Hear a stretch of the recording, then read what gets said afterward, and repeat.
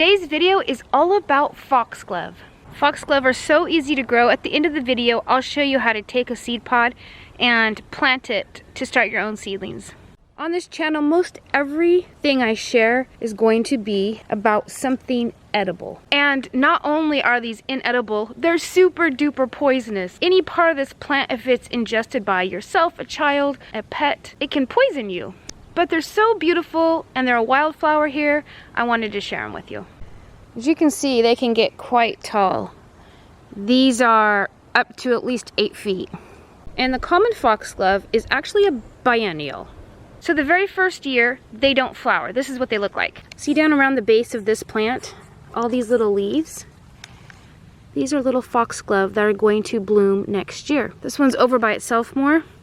This one will stay here all winter, and the next year it'll shoot up a stalk that flowers. And the flowers always begin to open up on the bottom, and then they make their way up and open up at the top.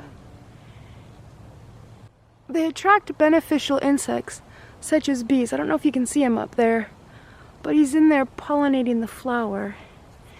And they also attract hummingbirds. The shape of this flower is perfect for hummingbirds.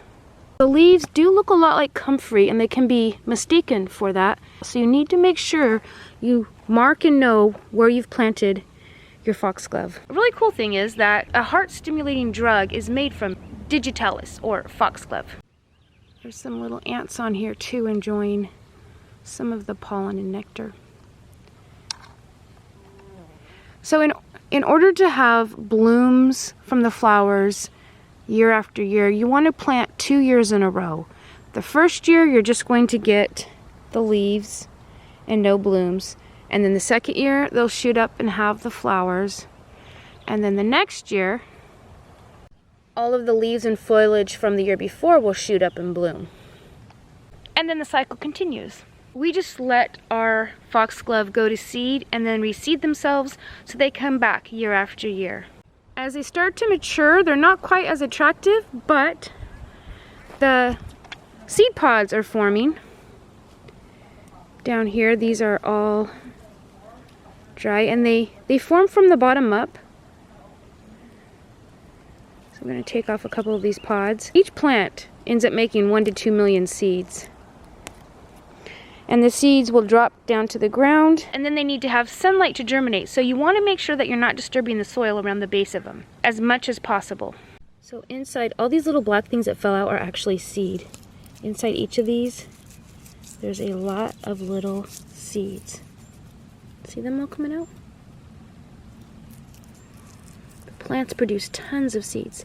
You can save these little buds and then plant your seeds and put them anywhere you like. Or like I already mentioned, you can just let them stay on the plant, drop down, and reseed themselves. They require a well-draining, fertile soil to grow the nicest flowers. And then they like full sun during the day, except for late afternoon. Some dappled shade is really beneficial. You find them naturally all over the place here, right on the edges of the forest. If you're gonna get some seed and start it, you're gonna wanna sow it when the weather is cool. So springtime or late summer, early fall. You want to plant it early enough that it can have some nice root development before the cold weather sets in. And a really beneficial thing is that deer and rabbits don't like it. They don't eat it. It's poisonous. One of the issues that they sometimes have are aphids.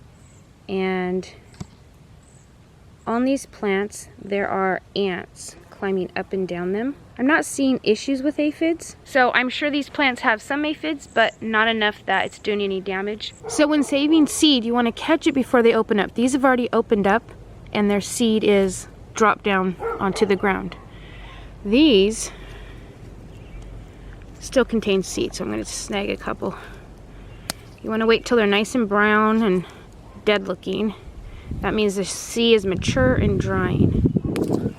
Now I'm going to plant some seed in this little container, and first thing I'm going to do is get the soil wet. Okay, I'm going to let that kind of drain through.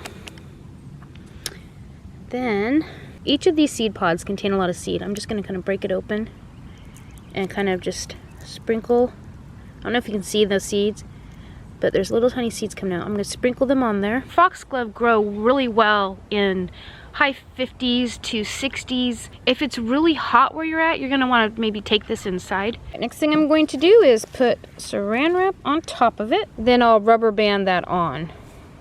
That's just to help it not dry out. So there we have it. I'm gonna nestle these in with these squash and strawberries and just leave it here to germinate. Those should germinate in about 1 to 3 weeks. So I'm gonna be gone for a week, and I wanna make sure if they do germinate that they have some bright light outside. So that's why I'm sticking them here in this little bed. Now, there should be several little plants that come up. I don't know that you could tell, but quite a few seeds went on top of that soil. When they're not very tall, I will gently separate them out and replant them in their own containers. I'm gonna go ahead and post this video without doing that, so that if you have foxglove in your area and you wanna plant it, you can go get started on that, because this is gonna take a few more weeks before I transplant them up into a bigger pot. That's all I've got for today, so until next time. And I gotta go wash my hands really good because these guys are really poisonous.